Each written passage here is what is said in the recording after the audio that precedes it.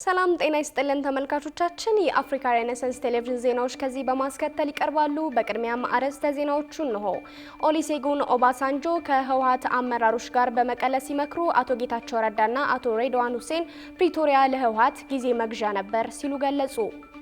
ሳውዲ ከ1600 በላይ ኢትዮጵያውያንን በምህረት ብትለቅም 4 ሰዎችን በሞት ቀጣለች። ቻይና በባህር ዳርቻዎቹ አካባቢ እጅግ ዘመናዊ ሴንሰር የተገጠመላቸው ሰላይ ኤሊዎችና አሳዎችን ማግኘቷን በማሳወቅ ዓለምን ጉድ አሰኘች።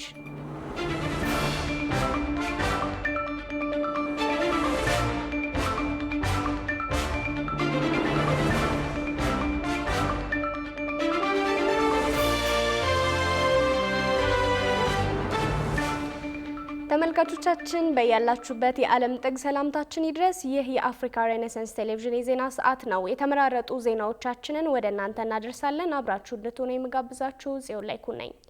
ኦሉሴጉን ኦባሳንጆ ከህወሓት አመራሮች ጋር በመቀለ ሲመክሩ አቶ ጌታቸው ረዳና አቶ ሬድዋን ሁሴን ፕሪቶሪያ ለህወሓት ጊዜ መግዣ ነበር ሲሉ ገለጹ። በሰሜኑ አልፎም በቀጠናው የተከሰተው ውጥረት ወደ ምን ያመራል? ዝርዝር ዘገባ ይዘናል።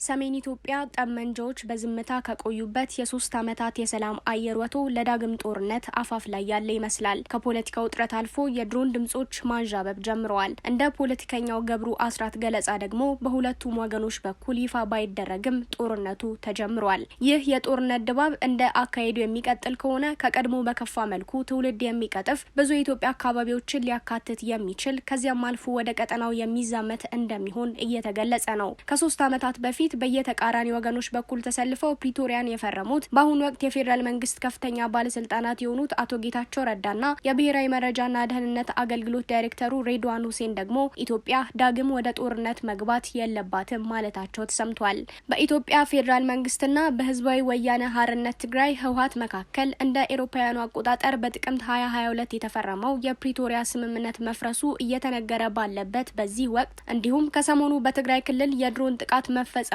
ከተሰማ በኋላ የቀድሞው የናይጄሪያ ፕሬዝዳንትና የአፍሪካ ህብረት የአፍሪካ ቀንድ ከፍተኛ ተወካይ ኦሉሴጉን ኦባሳንጆ ሰኔ 11 ቀን 2018 ዓ.ም መቀለ ገብተው ከህወሓት አመራሮች ጋር ተነጋግረዋል። ልዑኩ ከህወሓት ሊቀመንበር ደብረጽዮን ገብረ ሚካኤል ጋር እንደ አዲስ ስለተጋረጠው ጦርነትና ስለ ስምምነቱ ለማውራት ማምራቱ ታውቋል። ኦባሳንጆ ወደ ክልሉ ያመሩት ግን ህወሓት የፕሪቶሪያውን ስምምነት ፈርሷል በሚል ጊዜያዊ አስተዳደሩ መፈንቅለ መንግስት ሲል የጠራውን ድርጊት ፈጽሞ ትግራይ ክልል ራሱ እንደ አዲስ ባቋቋመው ምክር ቤት መምራት ከጀመረ በኋላ ነው። የፕሪቶሪያ ስምምነት አፈራራሚ አካላቱ ነገሮች በዚህ ልክ እስኪካረሩ ድረስና የስምምነቱ መፍረስ እስኪታወጅ ድረስ መቆየታቸው አግባብ እንዳልሆነ የሚገልጹ አካላት ሲደመጡም ቆይተው ነበር። ከስብሰባው በኋላ በውይይቱ ላይ የተሳተፉት አምባሳደር አዲስ አለም ባሌማ ለክልሉ መገናኛ ብዙሃን በሰጡት ቃለ ምልልስ የትግራይ አመራሮች ያልተፈቱ አለመግባባቶች በውይይትና በድርድር መፈታት አለባቸው የሚለውን አቋማቸውን በድጋሚ አረጋግጠዋል ብለዋል። በሌላ በኩል የፌዴራል መንግስቱ በተደጋጋሚ ጥቃቶችን በመሰንዘርና በክልሉ ላይ እገዳዎችን በመቀጠል የፕሪቶሪያን ስምምነት ጥሷል ሲሉ ከሰዋል። ከፕሪቶሪያ አፈራራሚዎች ውስጥ ዋና አወያይና አስተባባሪ የነበሩት ኦባሳንጆ በበኩላቸው ጥሩ ውይይት ማድረግ ቸውን አንስተው ውይይቱ ቀጣይነት ያለው መሆኑን ነው ሲገልጹ የተደመጡት። ይሁንና ፕሪቶሪያ ለህወሓት ጊዜ መግዣ ነበር የሚሉት ደግሞ ለአልጀዚራ ጽሑፍ የላኩት የአሁኑ የጠቅላይ ሚኒስትሩ አማካሪና የስምረት ፓርቲ ፕሬዝዳንት ጌታቸው ረዳና የብሔራዊ መረጃና ደህንነት አገልግሎት ዳይሬክተሩ ሬድዋን ሁሴን ናቸው። ባለስልጣናቱ አልጀዚራ ላይ ባሰፈሩት ዘለግ ያለ ጽሑፍ የህወሓት ጠንካራ አቋም አራማጆች እንደገና እንዲደራጁና ጦርነቱን እንዲቀጥሉ የሚያስችላቸውን የአጭር ጊዜ ተኩስ አቁም ይፈልጉ ነበር፣ ዘላቂ የሆነ የግጭት ማቆምን አልፈለጉም፣ በጦርነቱ ውስጥ እንደ መድፍ እራት እየተጠቀሙባቸው በነበሩ ወጣቶች ላይ የሚደርሰው መስዋዕትነት ምንም ይሁን ምን ውጊያውን መቀጠል ይፈልጉ ነበር፣ ውጊያውን ለጊዜው መቆሙ እንደገና እንዲታጠቁ ቅድሚያውን እንዲወስዱና የበላይነት እንዲያገኙ ያስችላቸዋል የሚል እምነት ነበራቸው ሲሉ በህወሓት በኩል ፕሪቶሪያ ጊዜ መግዣ እንደነበር የሚገልጽ ሀሳባቸውን ያሰፈሩት። ባለስልጣናቱ ከህወሓት ባሻገር በአማራ ፋኖ ውስጥ ያሉ ጽንፈኛ አካላት ሲሉ የጠሯቸው አካላትና የኤርትራ ፕሬዝዳንት ኢሳያስ አፈወርቂ ስምምነቱ እንዲደረግ ከማይፈልጉ አካላት መካከል ዋነኞቹ ነበሩ ሲሉ ገልጸዋል። እነዚህ ጦርነት እንዲቀጥል የሚፈልጉ ኃይሎች በኤርትራ አማካኝነት ጽምዶ የሚለውን ህብረት ፈጠሩ ሲሉም ነው ለአልጀዚራ በላኩ ጽሁፋቸው ያሰፈሩት። ከሰሞኑ ሪፖርተር ጋዜጣ ባወጣው ህትም ላይ በኢትዮጵያና በቀጠናው ላይ ባንዣበበው ጦርነት ዙሪያ በወጣው ዘገባ ላይ ይህ የኢትዮጵያ መንግስት ጽምዶ ሲል የሚጠራው ኃይል ከህወሓት፣ ከፋኖ፣ ከኤርትራና ከሌሎች የውጭ ኃይሎች ባሻገር በተለያየ በኩል ግንባር እየፈጠረ እንደሚገኝ ሰፍሯል። ይህም በሱዳን በኩል በተለይም በብሉ ናይል ግዛት አዋሳኝ በሆነው በቤኒሻንጉል ጉሙዝ ክልል አቅጣጫ አዲስ የጽምዶ ኃይሎች አዲስ የጦርነት ግንባር ሊከፍቱ እንደሆነ፣ በአፋር ክልል በኩል በተለይም በራያ አካባቢ የጽምዶ ኃይሎች ከኢትዮጵያ መንግስት ጋር ሊዋጉ እንደሚችሉ፣ በሌላ በኩል በሰቲት በኩል የኤርትራ ሰራዊት መሰለፉንና ከህወሓት፣ ከሱዳን፣ ከፋኖና ከሌሎች ጋር በቅርበት ግንኙነት እንደሚፈጥር፣ መተማ አካባቢ የሱዳን ጦር መጠጋቱን፣ በሌላ በኩል በወልቃይት በተለይም የአርሚ ሰባ ኃይል ለረጅም ጊዜ በሰፈረበት በሸረሪና በኩል ውጊያ ሊኖር እንደሚችል የተናገሩ አካላት መኖራቸውን ጠቅሶ ዘግቧል። በአልጀዚራ ላይ በሰፈረው የሬድዋን ሁሴንና የጌታቸው ረዳ ጽሁፍ ላይ ግጭቱ እንደገና ማገርሸቱ አደገኛና ከባድ ቀጠና የመዘዞችን ያስከትላል፣ ህወሓት በድጋሜ ወደ ሁከት እንዲያመራና በብዙ ወጣቶች ላይ ቁማር እንዲጫወት ሊፈቀድለት አይገባም፣ ዓለም አቀፉ ማህበረሰብ ህወሓትና በአስመራ ያሉ ደጋፊዎቹ የፕሪቶሪያን ስምምነት በኃይልና በማይመለስ መልኩ ለመቅደድ የሚወስኗቸው እርምጃዎች ተቀባይነት የሌላቸው መሆናቸውን የሚገልጽ ቀጥተኛና ድርድር የሌለው መልእክት ማስተላለፍ አለባቸው ሲሉ አስፍረዋል። ሳኡዲ ከ1600 በላይ ኢትዮጵያውያንን በምህረት ብትለቅም 4 ሰዎችን በሞት ቀጣለች። 4ቱም ኢትዮጵያውያን በሞት የተቀጡት ወደ ሳኡዲ አረቢያ ሐሺሽ ይዘው በመግባታቸው መሆኑ ተገልጿል። ብዙነህ እንዳለ ዝርዝር አለው።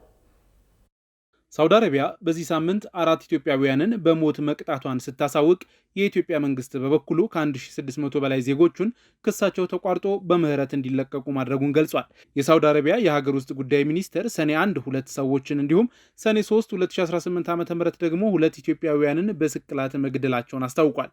የሞት ቅጣቶች የተፈጸሙት ሰኔ 1 2018 ዓ.ም በናጅራን ግዛት እንዲሁም ሰኔ 3 2018 ዓ.ም ደግሞ በአሲር ግዛት መሆኑን ሚኒስቴሩ በመግለጫው አመልክቷል።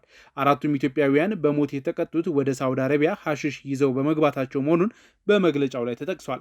የኢትዮጵያ የውጭ ጉዳይ ሚኒስቴር በበኩሉ በሳውዲ አረቢያ እስር ቤት የሚገኙ 1655 ኢትዮጵያውያን የፍርድ ሂደታቸው ተቋርጦ ምህረት እንዲደረግላቸው ማድረጉን አስታውቋል። ሁማን ራይትስ ዎች የሳውዲ አረቢያ ባለስልጣናት ሚያዝያ 13 2018 ዓ.ም 3 ኢትዮጵያውያንን በሞት መቅጣታቸውን ገልጾ የ65ቱ ፍርድ ተፈጻሚነት ግን እንዲዘገይ መደረጉን ገልጾ ነበር። የሳውዲ የሀገር ውስጥ ጉዳይ ሚኒስቴር በተለያየ ጊዜ የሞት ቅጣት የተፈጸመባቸውን ኢትዮጵያውያን በሚመለከት ባወጣው መግለጫ ላይ የሃይማኖት መልእክቶችንና የሸሪያ ሕግን በመጥቀስ የሟቾችን ስም ይዘረዝራል። የውጭ ጉዳይ ሚኒስቴር ለኢትዮጵያውያን ምህረት የተደረገው ሚኒስቴሩ በሪያድ የኢትዮጵያ ኤምባሲና በጅዳ የሚገኘው ቆንስላ ጽሕፈት ቤት በማስተባበር ባደረገው የዲፕሎማሲ ጥረት መሆኑን በመግለጫው ላይ ጠቅሷል። ከዚህ ቀደም ሁማን ራይትስ ዎች በሳውዲ አረቢያ ቢያንስ 65 ኢትዮጵያውያን ስደተኞች ከአደንዛዥ እጽ ጋር በተያያዘ ክስ የሞት ፍርድ እንደሚጠብቃቸው ገልጾ ነበር። ዓለም አቀፉ የሰብአዊ መብቶች ተቋም ሚያዝያ 21 2018 ዓ.ም ባወጣው ሪፖርት በሳውዲ አረቢያ ከቅርብ ዓመታት ወዲህ በተለይም ከአደንዛዥ እጽ ጋር በተያያዘ ወንጀሎች ኢትዮጵያውያንን ጨምሮ በርካታ የውጭ ሀገር ዜጎች ላይ የሞት ቅጣት መፈጸሙን አስታውቋል። ሁማን ራይትስ ዎች ሳውዲ አረቢያ መሰረታዊ የፍትህ ሂደትን እየተነፈጉ የውጭ ሀገር ዜጎችን አመጽ ባልተቀላቀለባቸው ወንጀሎች የተነሳ በሞት ለመቅጣት ፍቃደኛ መሆኗ ለመብታቸውና ለሕይወታቸው ከፍተኛ ግዴለሽነት እንዳላት ያሳያል ሲል ኮንኗል። የመብት ተሟጋቹ ከመርፈዱ በፊት የሳውዲ አረቢያ አጋሮች በፍጥነት ጣልቃ በመግባት የሞት ቅጣቱን እንዲያስቀሩ ጥሪ አቅርቧል።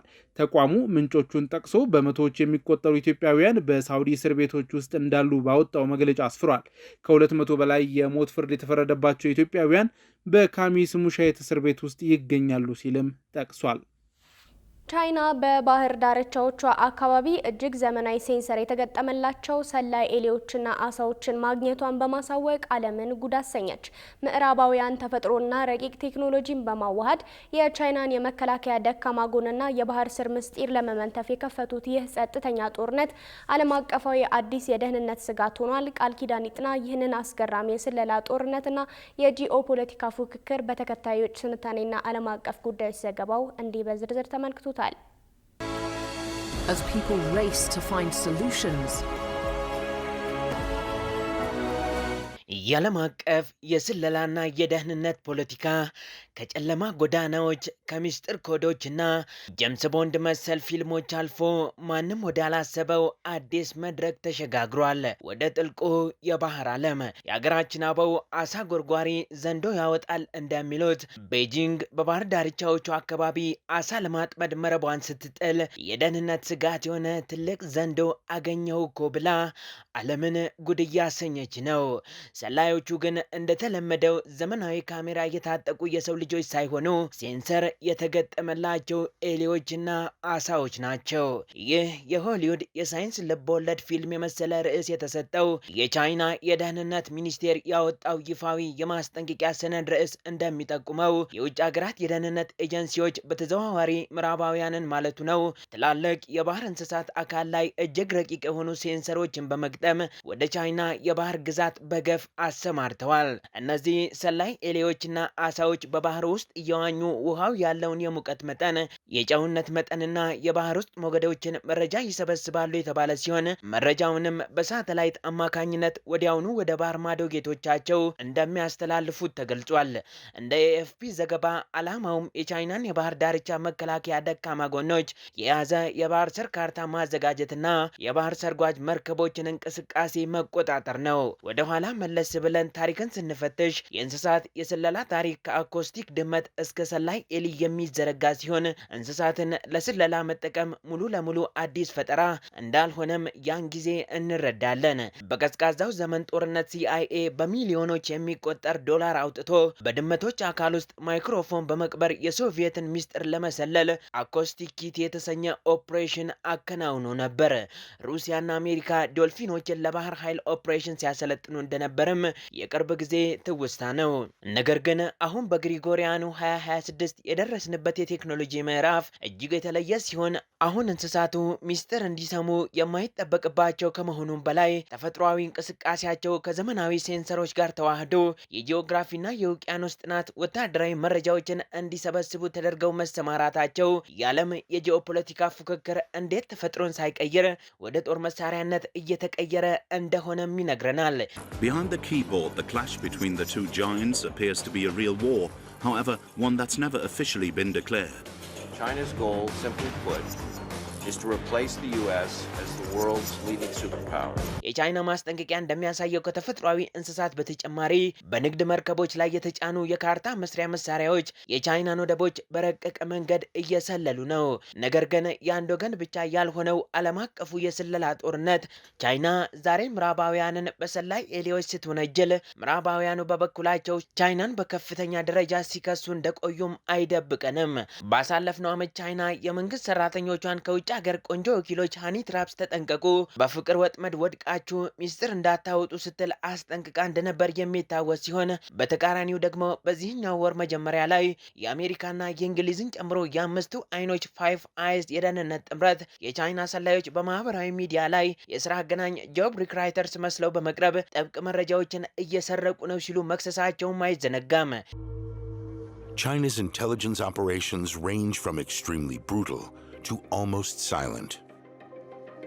ይህ የእርስ በርስ የክስና የስለላ ጦርነት ታላላቆቹ የዓለም ሀያላን ሀገራት አንዱ የሌላውን ጉድጓድ ለመቆፈር ምን ያህል ርቀት እየሄዱ እንደሆነ ቁልጭ አድርጎ የሚያሳየን ሲሆን እኚህ ቻይናን ያስበረገጓት ሰላይ ኤሊዎችና አሳዎች እንደዚሁም አዲሱ የዓለም የስለላ ሴራ የ21ኛው ክፍለ ዘመን ጦርነት በአውሮፕላን እና በታንክ ብቻ ሳይሆን በማይታዩ ረቂቅ ቴክኖሎጂዎች በሳይበር እና በተፈጥሮ አካላት ሳይቀር ጭምር እየተካሄደ መሆኑን የሚያረጋግጥ ነው። በአጠቃላይ ዲፕሎማቶች ፊት ለፊት ሲጨባበጡ ከጀርባና ከጥልቁ ባህር ስር ግን ማለቂያ የሌለው ፉክክር እያካሄዱ እንደሆነም ያው ምስክር ሲሆን ከምድር በላይ ያለውን አየር ተቆጣጥሮ አሁን ወደ ባህሩ ስር የጠለቀው የዓለም የኃይል ሚዛን ጦርነትም ነገ ደግሞ የትኛውን የተፈጥሮ አካል የዚህ ጸጥተኛ ጦርነት ሰለባ እንደሚያደርገው ጊዜ የሚመልሰው እንቆቅልሽ ነው። But beneath the surface of these warm waters exists a wild world filled with life. ተመልካቾቻችን አሁን ደግሞ ባለፉት 24 ሰዓታት የተፈጠሩ የምርጫ ጉዳዮችን ሰብሰብ አድርገን የምናቀርባቸው ይሆናል። የተመራረጡ መረጃዎቻችንን ይሳቅ እንድሪስ እንደሚከተለው ያቀርባቸዋል። የኢፌዴሪ ሕገ መንግሥት አንቀጽ 38 የመምረጥ እና የመመረጥ መብትን ይደነግጋል። እኛም ዕለታዊ የምርጫ ነክ ጉዳዮች የሚቀርቡበት የዘገባ መሰናዷችንን አርትስ 38 ብለነዋል። ይህ የምርጫ ዘገባ በአርትስ ቴሌቪዥን የገቨርናንስ ዴስክ ተዘጋጅቶ የሚቀርብላችሁ ነው።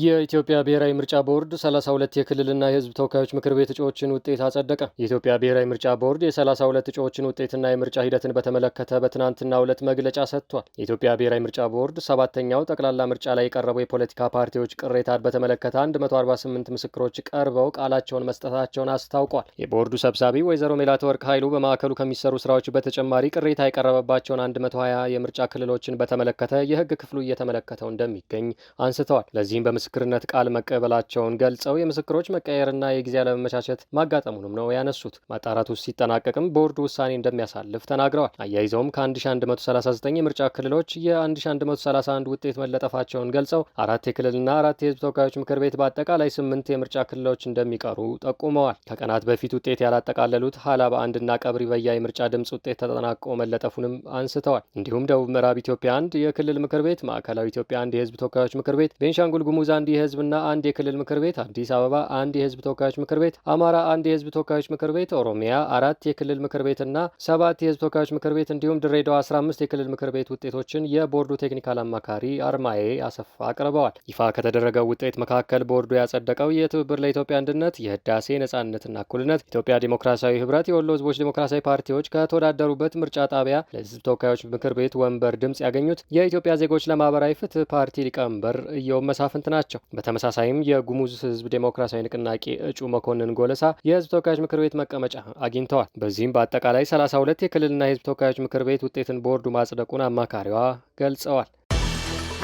ጎጎት በተፎካከረባቸው በጉራጌና ምስራቅ ጉራጌ ዞኖች ምርጫ በድጋሚ እንዲካሄድ ጠየቀ። ጎጎት ለጉራጌ አንድነትና ፍትህ ፓርቲ በሰባተኛው ጠቅላላ ምርጫ በተወዳደረባቸው የጉራጌና ምስራቅ ጉራጌ ዞኖች ምርጫው በድጋሚ እንዲካሄድ ጠይቋል። ፓርቲው የምርጫ ይደገምልኝ ጥያቄ ያቀረበባቸው አካባቢዎች ከምርጫ ህግ ያፈነገጡ ተግባራት ሲፈጸሙ እንደነበር ማረጋገጡን ባወጣው መግለጫ አስታውቋል። የፓርቲው ህዝብ ግንኙነት ኃላፊ አቶ ወልዴ ብርሃኑ ምርጫው በሰላማዊ ሁኔታ መጠናቀቁን እንደ በጎ ጎን አንስተው በጉራጌና በምስራቅ ጉራጌ አካባቢዎች የሚገኙ የምርጫ ጣቢያዎች በገዢው ፓርቲ ቁጥጥር ስር ወድቀው ነበር ብለዋል። ምርጫው ፍትሐዊ አይደለም ሲሉ ቅሬታቸውን ሰንዝረው መታወቂያ ያልያዙና ጣታቸው ላይ ምልክት ያልተደረገባቸው መራጮች በተደጋጋሚ ድምጽ እንደሰጡ፣ በምርጫው ዕለትም የኮሮጆ መገልበጥና ምልክት በተደረገበት ወረቀት ድምጽ የመስጠት ሂደት መከናወኑን ፓርቲው እንዳረጋገጠ በመግለጫቸው ተናግረዋል። የፓርቲው ፕሬዝደንት አቶ መሐመድ አብራር በበኩላቸው የተዘረዘሩትን የምርጫ ህግና ስነ ስርዓት ጥሰቶች ለምርጫ ቦርድ ማቅረባቸውን ጠቅሰው ጉዳዩ በገለልተኛ አካል ታይቶ ውሳኔ እንዲሰጥበት ጠይቀዋል። የኢትዮጵያ ብሔራዊ ምርጫ ቦርድ በበኩሉ ቀደም ሲል ከ47 ፓርቲዎች ቅሬታ መቀበሉን አስታውቆ የቀረቡትን ቅሬታዎች ለመመርመር የህግ ባለሙያዎች ጉባኤ ማቋቋሙን መግለጹ ይታወሳል። መንግስት ለቀጣዩ በጀት ዓመት ከታክስ ገቢ ወደ 1.5 ትሪሊዮን ብር ለመሰብሰብ ማቀዱ በዜጎች ላይ ጫና ይፈጥራል የሚል ትችት ከፓርላማ ቀረበበት። የገንዘብ ሚኒስትሩ አህመድ ሽዴ በበኩላቸው ለመሰብሰብ የታቀደው ገቢ ካለፈው ዓመት ከፍተኛ ቢሆንም በዜጎች ላይ ግን ጫና አይፈጥርም ነው ያሉት። ኤፍራታ ይስራዓለም ተጨማሪ አላት። በትናንትናው ዕለት ለፓርላማ የቀረበው የፌዴራል መንግስት የ2019 ረቂቅ በጀት 2.3 ትሪሊዮን ሲሆን ከዚህ ውስጥም 1.5 ትሪሊዮን ብሩ ከታክስ ለመሰብሰብ ማቀዱ መንግስት አስታውቋል። በተያዘው ዓመት መንግስት ከታክስ ገቢ ለማግኘት አቅዶ የነበረው የገንዘብ መጠን 1 ትሪሊዮን እንደነበረ የሚታወስ ሲሆን ይህም ባለፈው ዓመት ከታቀደው በጀት በግማሽ ትሪሊዮን ብር የሚበልጥ ያደርገዋል። በበጀት ረቂቅ ላይ ሀሳባቸውን የሰጡት የፓርላማ አባሉና የኢዜማ ተወካይ ዶክተር አብርሃም በርታ ከግብር ለመሰብሰብ የታቀደው የገንዘብ መጠን ከፍተኛ መሆኑን ተናግረው ታማኝ ግብር ከፋይ ላይ ጫና ፈጥሮ ከንግድ ስርዓቱ እንዳያስወጣቸው ስጋት አለኝ ብለዋል። የአሰባሰብ ሂደቱ በተለይ መደበኛ ግብር የሚከፍሉ ዜጎች የሚያስጨንቅ እንዳይሆን እና አሁን በምናየው ያለው ሁኔታ ግብር የሚከፍለው ዜጋ በጣም አናሳ ስለሆነ በተለይ ከመንግስት ጋር የተጠጉ አንዳንድ ባለሀብት የምንላቸው በሙስና በሌብነት የሚዘለሉ አሉ። ዜጋውም ሁሉም ወደ ንግድ ገብቶ አግባብ የሆነ ግብር የማይከፍልበት ሁኔታ አለ እና የተለየ የግብር አሰባሰብ ሂደት ካልተከተልን በሀገር ወዳድነት ኃላፊነታቸው የተወጡ ግብር ከፋዮች አስጨንቆ ይሄን ግብር በመሰብሰብ የበለጠ ካምራች ዜጋው እንዳይወጡ በጣም ጥንቃቄ መደረግ መቻል አለባቸው። የግብር መረባችን ነው መስፋት መቻል አለብን። ንግድ ከነገደ ሁሉም ዜጋ ግብር መክፈል አለበት የሚለው ነገር በደንብ ሊሰመርበት ይገባል። ለጥያቄው ምላሽ የሰጡት የበጀት ረቂቁን በንባብ ያቀረቡት የገንዘብ ሚኒስትሩ አቶ አህመድ ሽዴ ናቸው። አቶ አህመድ ለመሰብሰብ የታቀደው ገቢ ካለፈው ከፍተኛ ቢሆንም በዜጎች ላይ ግን ጫና የሚፈጥር አይደለም ሲሉ አስረድተዋል። የአሰባሰብ ሂደቱ የተወሰኑ ታክስ ግብር ከፋዮች ላይ ጫና እንዳይፈጥር ብዙ ሪፎርሞች እኮ እያደረግን ያለ ነው። የአፒል ሜካኒዝሙ ሪፎርም አድርገናል። ብዙ የተለያዩ የታክስ አድሚኒስትሬሽን የሚያሻሽሉ፣ የከስተም አድሚኒስትሬሽን የሚያሻሽሉ፣ ዘመናዊነትን የሚያመጡ፣ ዲጂታላይዜሽን የሚያመጡ፣ በታክስ ሰብሳቢና በታክስ ከፋዮች መካከል ያለውንም ዳያሎግ የሚያሳልጡ እና ብዙ ሪፎርሞች ነው በዚህ ዙሪያ የተካሄዱ ያሉት። ይሄንን በማሳደግ ቤዙንም በማስፋት ያሉ ግብር ከፋዮችንም ፍትሃዊ በሆነ መልኩ ግብር እንዲከፍሉ በማድረግ ረገድ በዚህ ደረጃ ነው መታየት አለበት ማለት ነው። ሌላው በረቂቅ በጀት ላይ ከምክር ቤት አባላቱ የቀረበለን ጥያቄ የመደበኛ በጀት መቼ ነው የካፒታል በጀትን የሚበልጠው የሚል ነው። የህዝብ ተወካዮች ምክር ቤት አባል ዶክተር ደሳለኝ ጫኔ የባለፉት ዓመታት የመደበኛ በጀት ከፍተኛ መሆኑን አስታውሰው የዘንድሮም ከካፒታል በጀት በብዙ እንደሚበልጥ ተናግረዋል። መደበኛ ወጪዎች 1.2 ትሪሊየን ይላል። ለካፒታል ወጪዎች ደግሞ 568 ቢሊየን ይላልና ግማሽ ያክሉን እንኳ መድረስ አልቻልንም በዚህ ዓመት እና መንግስት ለረጅም ጊዜ እድገት የሚያመጡ የካፒታል ፕሮጀክቶች ላይ ወጪውን መመደብ ካልቻለ እንደ ግድቦች፣ ሃይዌዎች፣ የባቡር መንገዶች እና ምርታማነትን የሚያሳድጉ ዘላቂ ፕሮጀክቶች እነዚህ አካባቢ ላይ ትኩረት አለመስጠቱን ያሳያል በጀቱ።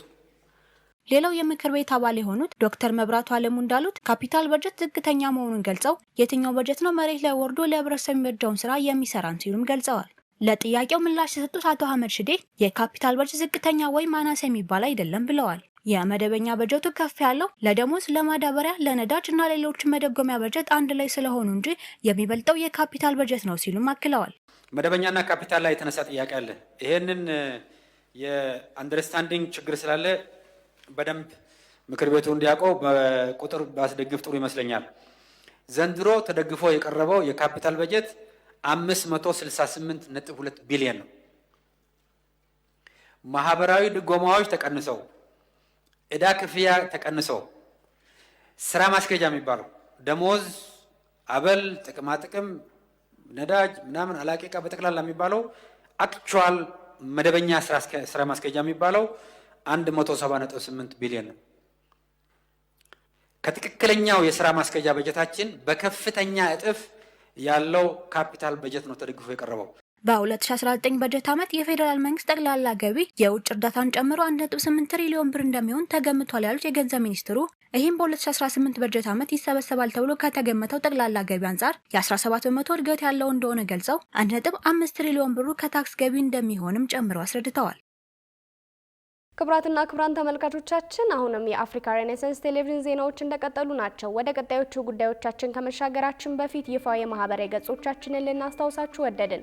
በቴሌቪዥን ስርጭት ያለፏችሁን ፕሮግራሞቻችንን ከ1.8 ሚሊዮን ሰብስክራይበሮች በላይ ባሉት አርትስ ቲቪ ወርልድ የዩቲዩብ ገጻችን በኩል ልትከታተሉን ትችላላችሁ። በተጨማሪም በርካታ ተከታዮችን ባፈራንባቸው በፌስቡክ፣ በቀድሞ ትዊተር እና በአሁኑ ኤክስ እንዲሁም በቲክቶክ እና ኢንስታግራም ገጾቻችን በኩል ቤተሰብ መሆን ትችላላችሁ። ከቆይታ በኋላ የተመራረጡ ስፖርታዊ መረጃዎችን ወደ እናንተ እናደርሳለን። ይጠብቁን። ናይጄሪያና ኢትዮጵያ የተፈረደባቸውን ታራሚዎች እርስ በርስ ለመለዋወጥ የሚያስችል ስምምነት ተፈራረሙ። ይህ ስምምነት አንድ ኢትዮጵያዊ በናይጄሪያ ቢታሰርና ቢፈረድበት ኢትዮጵያ ውስጥ መጥቶ እንዲታሰርና የፍርድ ጊዜውን እንዲጨርስ የሚያደርግ ነው። ስነ ፀሐይ ተስፋ ተጨማሪ አላት። የፍትህ ሚኒስትሯ ወይዘሮ ሀና አሪያ ስላሴ ከናይጄሪያ ፌዴሬሽን ጠቅላይ አቃቢ ህግና የፍትህ ሚኒስትር ላቲፍ ኦሎስንካሚ ፋግቤል ጋር የፍርደኞችን ልውውጥ ለመተግበር የሚያስችል ስምምነት ተፈራርመዋል። የሁለትዮሽ ስምምነቱን በየሀገራቱ ህግጋትና በዓለም አቀፍ ድንጋጌዎች መሰረት በአስቸኳይ ወደ ትግበራ ለማስገባት ስምምነት ላይም ተደርሷል። በስምምነቱ መሰረት ከመቶ ያላነሱ ናይጄሪያውያን ወዲያውኑ ዋስትና እንደሚያገኙ የሀገሪቱ መገናኛ ብዙሃን ዘግቧል። በፊርማ ስነ ስርዓቱ ላይ ንግግር ያደረጉት የናይጄሪያ የውጭ ጉዳይ ሚኒስቴር ስምምነቱ በሰባ በሰብአዊነት በፍትህና በዓለም አቀፍ ትብብር መርሆች ላይ የተመሰረተ መሆኑን ገልጸዋል። ይህ ስምምነት የቀረውን ቅጣት በሀገር ውስጥ ማጠናቀቅ የሚቻልበት ሲሆን በዚህ ህጋዊ ማዕቀፍ መሰረት በማንኛውም ሁኔታ የተፈረደባቸው የሁለቱ ሀገራት ዜጎች በተስማሙባቸው ቅድመ ሁኔታዎችና ተፈጻሚነት ባላቸው ህጎች መሰረት የቀረውን የቅጣት ዘመናቸውን ለመጨረስ ወደ ትውልድ ሀገራቸው መዘዋወር እንዲችሉ የሚፈቅድ ነው። ስምምነቱ ታራሚዎችን ከመቅጣት ባለፈ በሀገራቸው የቤተሰብ የቋንቋና የማህበራዊ ድጋፍ አግኝተው ራሳቸውን እንዲያርሙና መልሰው ከማህበረሰቡ ጋር እንዲቀላቀሉ ትልቅ እድል የሚሰጥ መሆኑ ተገልጿል። በፊርማ ስነ ስርዓቱ ላይ በርካታ የሁለቱ ሀገራት ከፍተኛ ልዑካን በአዲስ አበባ የናይጄሪያ አምባሳደርና በአፍሪካ ህብረት ቋሚ ተወካይ የናይጄሪያ ማረሚያ አገልግሎት ተወካይና የኢትዮጵያ ፌዴራል ማረሚያ ቤት ኮሚሽን ዋና ኮሚሽነርን ጨምሮ የውጭ ጉዳይ ሚኒስትሮች ተገኝተዋል። ሁለቱም ወገኖች የተካሄደው ውይይትና የተፈረመው ስምምነት በኢትዮጵያና በናይጄሪያ መካከል ያለውን አጋርነት ይበልጥ ያሳድገዋል የሚል እምነት እንዳላቸውም ገልጸዋል። ኢትዮጵያ ከዚህ ቀደም ከደቡብ አፍሪካ፣ ቻይናና ብራዚል እንዲሁም ሌሎች ሀገሮች ጋር የእስረኞች ልውውጥ ስምምነት በምክር ቤቱ ማጽደቋ የሚታወስ ነው። ከ6 አስርት ዓመታት በላይ የዘለቀውን የኢትዮጵያና የካናዳ የቆየ ዲፕሎማሲያዊ ግንኙነት ወደ ኢኮኖሚያዊ ትስስር የሚያሸጋግር የካናዳ የንግድ ምክር ቤት በኢትዮጵያ በይፋ ተመሰረተ። አዲሱ ተቋም በሁለቱ ሀገራት መካከል የንግድና የኢንቨስትመንት እድሎችን በማስፋት ለባለ ሀብቶችና ለስራ ፈጣሪዎች የትብብር ድልድይ እንደሚሆንም ይጠበቃል። ከባዱ ደሴ ዝርዝሩን አዘጋጅቷል። በኢትዮጵያና በካናዳ መካከል ያለውን የንግድና ኢንቨስትመንት ትስስር ወደ ላቀ ደረጃ ያሻግራል ተብሎ የታመነበት የካናዳ የንግድ ምክር ቤት በኢትዮጵያ ተመስርቷል። የካናዳ የንግድ ምክር ቤት በኢትዮጵያ በይፋ ወደ ስራ መግባቱ በተበሰረበት በዚህ መርሃ ግብር የንግድ ምክር ቤቱ ምክትል ፕሬዚዳንት አብይ ሬሞንድ፣ የካናዳ የውጭ ጉዳይ ሚኒስትር፣ የአፍሪካ ጉዳዮች ረዳት ምክትል ሚኒስትር ቸሪር አርባንን ጨምሮ የፓርላማ አባላት፣ አምባሳደሮችና ሌሎችም ጉዳዩ የሚመለከታቸው የስራ ኃላፊዎች ተገኝተዋል። የምክር ቤቱ መከፈት ለሁለቱም ሀገራት የንግድ ግንኙነት አዲስ ምዕራፍ የሚከፍት ነው ያሉት በመርሃ ግብሩ ላይ ንግግር ያደረጉት በካናዳ የኢትዮጵያ ልዩ መልእክተኛ ባለሙሉ ስልጣን አምባሳደር ቴዎድሮስ ግርማ ምክር ቤቱ የሁለቱን ሀገራት የንግድ አካላት ባለሀብቶችና ስራ ፈጣሪዎችን በማገናኘት ረገድ ሁነኛ ድልድይ ሆኖ እንደሚያገለግል አረጋግጠዋል። ይህ ምክር ቤት መከፈቱ የቢዝነስ ስራዎችን ለመስራት እንደ መሸጋገሪያ ድልድይ እንደሚያገለግል በጽኑ አምናለሁ። ለሁለቱም ሀገራት ስራ ፈጣሪዎችን፣ ኢንቨስተሮችንና አዳዲስ ፈጠራዎችን በማበረታታት የማይተካ ሚና ይኖረዋል። በተጨማሪም የቢዝነስ ስራዎችንና የኢንቨስትመንት እድሎችን በመፍጠር የሀሳብ ልውውጥ ለማድረግ ያግዛል። የካናዳ ንግድ ምክር ቤት በኢትዮጵያ ምክትል ፕሬዚዳንት አቶ አብይ ሬሞንድ በበኩላቸው ተቋሙ በሁለቱም በኩል የገበያ እድሎችን ለማስፋፋት ለሚፈልጉ ነጋዴዎች፣ ስራ ፈጣሪዎችና ባለሀብቶች ጠንካራ መድረክ እንደሚፈጥር ያላቸውን እምነት ገልጸዋል። ዲፕሎማሲ፣ ዴቨሎፕመንት፣ ኤዱኬሽን፣ ትሬድ ኤንድ ፒፕል ቱ ፒፕል ኮኔክሽን የሁለቱ ሀገራት ሁለንተናዊ ብልጽግናና ትብብር በርካታ ጥቅሞቹን ይዘው ይመጣል። ዛሬ ላይ የተመሰረተው ምክር ቤት ደግሞ የወደፊት እድገትን ያበረታታል። ማለትም በዲፕሎማሲ፣ በንግድ እንዲሁም ትምህርት ላይ ጥሩ አስተዋጽኦ ይኖረዋል። ኢትዮጵያን ስንመለከት ከአፍሪካ ሀገራት አንዷ ስትሆን ኢኮኖሚዋን እየገነባች የምትገኝ ሀገር ናት። ይህ ብቻ አይደለም፣ የአፍሪካ ህብረትና የዲፕሎማቶች መገኛ ጭምር ናት። ሴንተር ፎር ዲፕሎማሲ፣ ትሬድ፣ ኢንተርናሽናል ኮኦፐሬሽን በካናዳ የውጭ ጉዳይ ሚኒስቴር የአፍሪካ ጉዳዮች ረዳት ምክትል ሚኒስትር ቸሪል አርባን ካናዳ ከአፍሪካ ሀገራት ጋር ያላትን ስትራቴጂካዊ አጋርነትና ኢኮኖሚያዊ ትስስር የበለጠ ለማጠናከር ያላትን ጽኑ ፍላጎት አረጋግጠዋል። የካናዳ የንግድ ምክር ቤት በኢትዮጵያ መመስረቱ ካናዳ በመላው አፍሪካ ያላትን ተሳትፎ ለማስፋፋትና ከኢትዮጵያ ጋር ያላትን የንግድ ግንኙነት ለማጠናከር ከምታደርጋቸው ጥረቶች ጋር የሚጣጣም መሆኑን አብራርተዋል። ከአንድ ዓመት በፊት የካናዳ መንግስት ከአፍሪካ ጋር በተያያዘ አንድ ስትራቴጂክ ቀርጾ ነበር። ይህም የጋራ ብልጽግናና ደህንነት ላይ የተመሰረቱ ወዳጅነት የሚል ነው። ይህም ካናዳን ከአፍሪካ ጋር የማስተሳሰርና የጋራ ጥቅም የሚያጠናክር ተግባር ነው። ይህንኑ ጉዳይ አስመልክቶ ከኢትዮጵያ ጋር በጋራ ለመስራት በሚያስችል መድረክ ላይ በመገኘቴ በጣም አስደስቶኛል። ምክር ቤቱ በኢትዮጵያ የንግድ ማህበረሰቦችን የሚያገናኝ በሁለቱ ሀገራት መካከል ኢኮኖሚያዊ ትብብርን የሚያበረታታ አስፈላጊ ማዕከል እንዲሆን የጎላ አስተዋጽኦ እንዳለው ጠቁመዋል። በኢትዮጵያ የካናዳ አምባሳደር ኒኮላስ ሲማርድ በበኩላቸው ለ6 አስርት ዓመታት የቆየው የዲፕሎማሲ ግንኙነትን በማንሳት አሁን የተመሰረተው የንግድ ምክር ቤት የሁለቱን ሀገራት ጽኑ ግንኙነት የበለጠ ለማጠናከር ቁልፍ ሚና እንደሚጫወት የገለጹ ሲሆን በተጨማሪም ለንግድና ለኢንቨስትመንት፣ ለቢዝነስ ትብብር አዳዲስ እድሎችን ለመፍጠር እንደሚያግዝ አንስተዋል። join you tonight for the official launch in Canada. በዚህ ካናዳ ንግድ ምክር ቤት በኢትዮጵያ ምስረታ መድረክ ላይ በመገኘቴ በጣም አስደስቶኛል። ይህ ወሳኝ የሆነ መድረክ ሁለቱ ሀገራት የሚኖራቸውን የጎላ የንግድ ትስስር እንደሚኖር መጪውን ጊዜ አመላካች ነው። ይህም የሁለቱን ሀገራት በጋራ የመልማት ቁርጠኝነት የሚያሳይና የቀደመ ወዳጅነትን ጭምር የሚያመላክት ነው። ይህ ምክር ቤት በኢትዮጵያ መቋቋሙ ትብብሮችን በማበረታታት የኢንቨስትመንት እድሎችን በማሳለጥ እና ለሁለቱም ሀገራት ጠቃሚ የሆነ ዘላቂ ኢኮኖሚያዊ እድገት በማበረታታት ረገድ ቁልፍ ሚና እንደሚኖረው ይጠበቃል። የኢትዮጵያን የአረንጓዴ ኢነርጂ ሽግግር የሚያግዝ የኤሌክትሪክ ተሽከርካሪ መሸጫ ማዕከል ተመረቀ። ኢትዮጵያ የነዳጅ ተሽከርካሪዎችን በማስቀረት ወደ ኤሌክትሪክ ተሽከርካሪዎች ለመሸጋገር የያዘችውን ብሔራዊ ፖሊሲ የሚደግፍ አዲስ የኦሞዳና ጄኮ የኤሌክትሪክ መኪናዎች ማዕከል በአዲስ አበባ ስራ ጀምሯል። በጁንቱ ኩባንያ አማካኝነት በንፋስ ስልክ ላፍቶ ክፍለ ከተማ የተገነባው ይህ ማዕከል ሀገሪቱ የአየር ንብረት ለውጥን ለመከላከልና የካርቦን ልቀትን ለመቀነስ ለጀመረችው እንቅስቃሴ ትልቅ ፋይዳ እንዳለው ተገልጿል። መንግስት የነዳጅ መኪናዎች ወደ ሀገር ውስጥ እንዳይገቡ የጣለውን እገዳ ተከትሎ መሰል የኤሌክትሪክ ተሽከርካሪዎች ማዕከላት መከፈታቸው የትራንስፖርት ዘርፉን ወደ አረንጓዴ ልማት ለማሸጋገር የሚደረገውን ጥረት ያግዛሉ ተብሏል።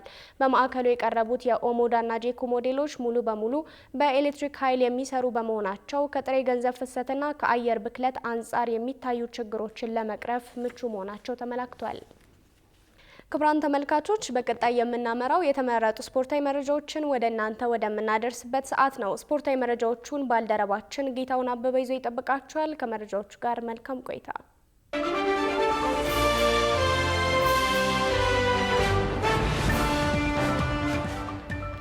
አመሰግናለሁ ጽዮን። ተመልካቾች መረጃዎቻችንን ከሀገር ውስጥ እናስቀድማለን።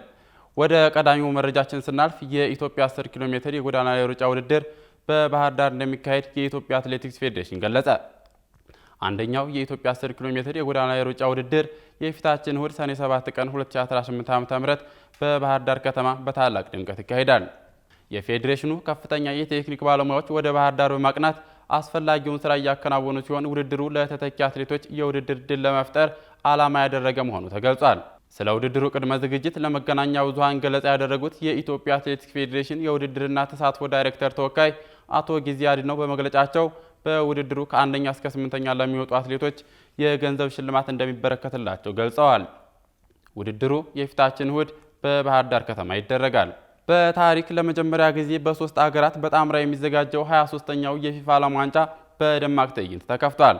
በመክፈቻ መርሃ ግብሩ አስተናጋጇ ሜክሲኮና ደቡብ ኮሪያ ድል ሲቀናቸው አሜሪካና ካናዳ ደግሞ ዛሬ ምሽት ጨዋታቸውን ያደርጋሉ። ዝርዝር አለን። በፈረንጆቹ ሰኔ 11 ቀን 2026 የዓለም እግር ኳስ አፍቃሪዎች አይን በታሪካዊቷ ሜክሲኮ ሲቲ ላይ ሲያርፍ አሜሪካ፣ ሜክሲኮና ካናዳ በጋራ የሚያስተናግዱት 23ኛው የፊፋ ዓለም ዋንጫ በታሪካዊው ስታዲዮ አስቴካ ስታዲየም በይፋ ተጀምሯል። ጨዋታው ከመጀመሩ በፊት ስታዲየሙን ያደመቀው ይፋዊ የመክፈቻ ስነ ስርዓት ሲከናወን በተለይ የአስቴክን ጥንታዊ ባህልና ዘመናዊ የቴክኖሎጂና የሙዚቃ ጥበባትን ያቀናጀ እጅግ ደማቅ ትዕይንት ለዓለም አሳይቷል። በስታዲየሙ በተገኘው ከ80 ሺህ በላይ ታዳሚ ፊት የኮሎምቢያዋ የፓፕ ንግስት ሻኪራና የናይጄሪያዊው ዓለም አቀፍ ኮከብ በርና ቦይ የውድድሩን ይፋዊ መዝሙር የሆነውን ዳይዳይ በጋራ በማቅረብ ስታዲየሙን በደስታ አናውጠውታል። ይህ ክስተት ታዲያ ሁለቱ ሀገራት የተገናኙበትን የደቡብ አፍሪካ ዓለም ዋንጫና ሻኪራ ያቀረበችውን የማይረሳውን ዋካ ዋካ ዜማ ያስታወሰ ሌላ አዲስ ታሪካዊ ምዕራፍ ሆኖ ተመዝግቧል። ከዚህ ደማቅ የመክፈቻ ስነ ስርዓት በኋላ በምድብ ኤ የመጀመሪያው ጨዋታ አስተናጋጇ ሜክሲኮ ከደቡብ አፍሪካ ተጠባቂ ጨዋታቸውን አከናውነዋል። በሜዳዋና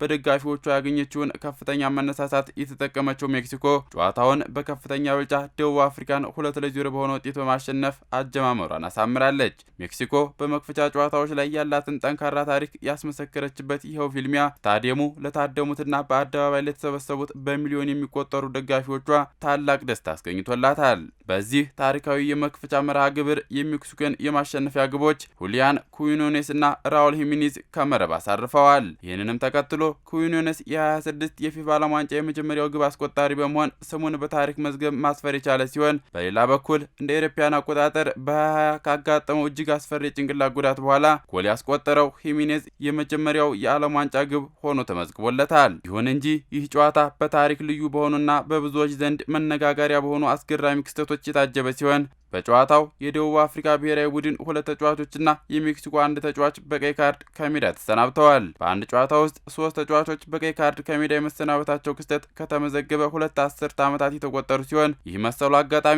ለመጨረሻ ጊዜ የታየው 28 ተጫዋቾች ቀይ ካርድ በተመለከቱበት የ2006 ዓለም ዋንጫ ነበር። በአጠቃላይ በ22 የኳታር ዓለም ዋንጫ በመላው ውድድር የታዩት ቀይ ካርዶች 4 ብቻ መሆናቸው የሚታወስ ሲሆን በአንድ የመክፈቻ ጨዋታ ላይ 3 ቀይ ካርዶች መታየታቸው በዓለም ዋንጫ ታሪክ ታይቶ የማይታወቅ ታሪካዊ ክስተት አድርጎታል። በሌላ የ26 ዓለም ዋንጫ የምድብ 1 የመጀመሪያ ጨዋታ ደቡብ ኮሪያ ቼክ ሪፐብሊክን 2-1 በሆነ ውጤት በማሸነፍ አጀማመሯን አሳምራለች። 11 ሰዓት ላይ በተጀመረው ጨዋታ ህዋንግ ኢንቢዩም እና ኦሂንጊዩ የደቡብ ኮሪያን የማሸነፊያ ግቦች ሲያስቆጥሩ ካርጂች የቼክ ሪፐብሊክን ብቸኛ ግብ ከመረብ አሳርፏል። ከ20 ዓመታት በኋላ ወደ ታላቁ መድረክ የተመለሰችው ቼክ ሪፐብሊክ ግብ በማስቆጠር ቀዳሚ ብትሆንም ነገር ግን ለመሸነፍ ስትገደድ ምድቡን አስተናጋጇ ሜክሲኮና ደቡብ ኮሪያ በእኩል 3 ነጥብ እየመሩ ይገኛሉ። የፊፋ ዓለም ዋንጫ የምድብ ማጣሪያ ጨዋታዎች ዛሬም ቀጥለው ሲካሄዱ ቀሪዎቹ 2 አዘጋጅ ሀገራት ካናዳና አሜሪካ የመጀመሪያ የምድብ ጨዋታቸውን በሜዳቸው ያደርጋሉ። ምሽት 4 ሰዓት ላይ ካናዳ በዓለም ዋንጫ ታሪኳ የመጀመሪያውን የሜዳዋን ጨዋታ በቶሮንቶ ስታዲየም ቦስኒያ ሄርዞጎቪናን የምታስተናግድ ሲሆን በሌላ በኩል አሜሪካ በሎስ አንጀለስ ከተማ የደቡብ አሜሪካዋን ተወካይ ፓራጓይን የምትገጥምበት ጨዋታ በጉጉት ይጠበቃል። 23ኛው የፊፋ ዓለም ዋንጫ በአዘጋጇ ሜክሲኮ አሸናፊነት በይፋ የተጀመረ ቢሆንም ከውጤቱ በላይ ዓለምን ያስገረመው የአፍሪካውያን አቋም ሆኗል። ለወትሮው አህጉራዊ ተወካዮችን የሚደግፉት አፍሪካውያን በትላንቱ ጨዋታ ግን ለደቡብ አፍሪካ ጀርባቸውን ሰጥተው ሜክሲኮን ሲደግፉ አምሽተዋል። ለመሆኑ አፍሪካውያን ባፋናዎችን ያገለሉበት ምክንያት ምንድን ነው? ባልደረባችን ዮናስ ግርማ ዝርዝሩን ተመልክቶታል። በመላው ዓለም በጉጉት ሲጠበቅ የነበረው 23ኛው የፊፋ ዓለም ዋንጫ ትላንት ምሽት 4 ሰዓት ላይ ሲጀመር በመክፈቻው ጨዋታ ሜክሲኮ የደቡብ አፍሪካቸውን አስተናግዳለች። ጨዋታውም በባለሜዳዋ ሜክሲኮ አሸናፊነት 2-0 በሆነ ውጤት መጠናቀቁም ይታወሳል። ሆኖም በሜዳው ላይ ከተመዘገበው ውጤት ይልቅ ከሜዳ ውጪ በተለይ በማህበራዊ ሚዲያዎች ላይ የተነሳው ማዕበል እጅግ አነጋጋሪ ሆኖ ቀጥሏል። አፍሪካ ዘንድሮ በታሪክ ለመጀመሪያ ጊዜ በ10 ሀገራት በምትወከልበት በዚህ ታላቅ መድረክ የባፋናዎችን ሽንፈት ተከትሎ በርካታ አፍሪካውያን እሰይ ስለቴ ሰመረ በማለት በየጎዳናውና በማህበራዊ ሚዲያ ደስታቸውን ሲገልጹ ታይተዋል። ናይጄሪያውያንን ጨምሮ ከኬንያ፣ ዚምባብዌና ከተለያዩ የአፍሪካ ሀገራት የተውጣጡ የእግር ኳስ አፍቃሪያን የሜክሲኮ ብሔራዊ ቡድን ማሊያን እስከ መልበስም ደርሰዋል። በተጨማሪም ደቡብ አፍሪካን ብንደግፋት ኖሮ ስራችንን ነጠቃችሁን ማለታቸው አይቀርም በማለት እስከ መሳለቅም ደርሰዋል። መላውን ዓለም በአግራሞት እጅን በአፍ ላስጫነው አፍሪካውያን ለምን ለደቡብ አፍሪካ ጀርባቸውን ሰጡ ለሚለው ጥያቄ ምላሹ ሁሉንም አፍሪካውያንን የሚያስማማ ሆኗል። እሱም በደቡብ አፍሪካ የሚታየው መጤጠልነት ወይም ዜኖፎቢያ ነው። በርካታ ኢትዮጵያውያንን ጨምሮ የሌሎች አፍሪካውያን ወንድሞቻቸውን ስደት፣ እስራትና ሞት ያስተናገደችው ደቡብ አፍሪካ የዘራችው መጤጠልነት አድጎ ዛሬ በአህጉሪቱ እንድትገለልና ጀርባ እንዲሰጣትም ምክንያት ሆኗል ተብሏል። በማህበራዊ ድረገጾች በተለይም በኤክስ እና በቲክቶክ መድረኮች ላይ የነደደው ይህ ተቃውሞ አፍሪካውያን የሜክሲኮን ስምና ባንዲራ በራሳቸው ገጽ ላይም እስከ መጠቀም አድርሷቸዋል። ሜክሲኮ ለአፍሪካውያን የተሻለ መስተንግዶና ፍቅር የምታሳይ መሆኗን የጠቀሱት ተቃዋሚዎች ደቡብ አፍሪካውያን የሰሩት ግፍ በኳስ ሜዳው ለመበቀል ግልጽ የኦንላይን ዘመቻም ከፍተውባቸዋል። ደቡብ አፍሪካውያን ራሳቸው ሳይቀሩ የአህጉሪቱ ህዝብ ሜክሲኮን በነቂስ መደገፉ ትልቅ የፖለቲካና ማህበራዊ መልእክት እንዳለው እየተናገሩ ይገኛሉ። ድፍን አፍሪካ በአንድነት ቆሞ የደገፋት ሜክሲኮ የነጻነት ታጋዩን የኔልሰን ማንዴላን ሀገር ከጨዋታ ብልጫ ጋርም ረምርማታለች። ክቡራትና ክቡራን ተመልካቾቻችን በእኔ በኩል ያስኳቸውን ስፖርታዊ መረጃዎች አጠናቅቄያለሁ። ጌታሁን አበበ ነበርኩኝ። መልካም ቆይታ።